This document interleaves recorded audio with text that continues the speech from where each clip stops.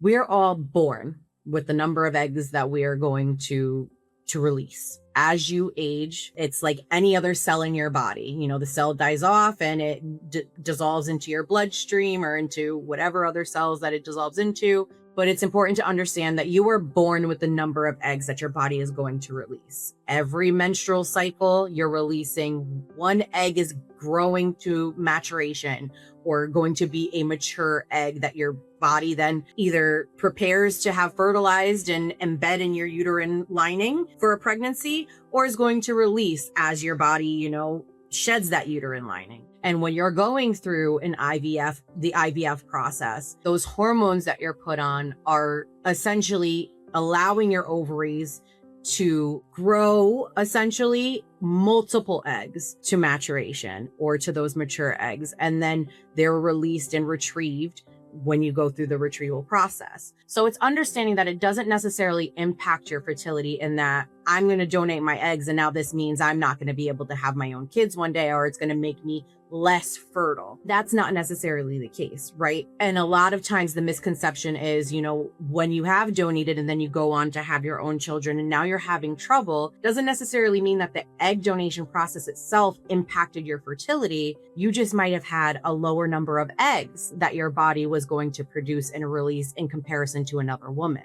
Another woman might just have had more eggs. And so that, I think, is another conversation that is crucial to have with donors as they're going into this process. And we all test that AMH, right? That AMH level is a good indicator as to how many eggs one individual might produce, but it's not the tell-all be-all. It's not the end-all be-all. It's just a good indicator. Not only is it an indicator of how many eggs might be produced, it doesn't tell us the quality of those eggs.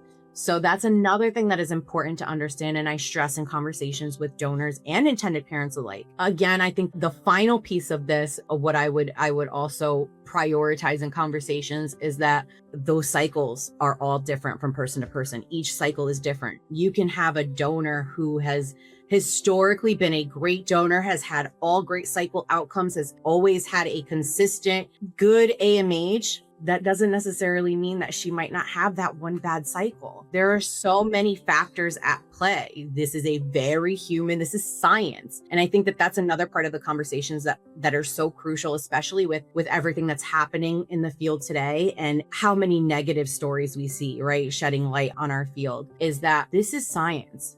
Nobody here is trying to play God, right? We see these conversations all the time.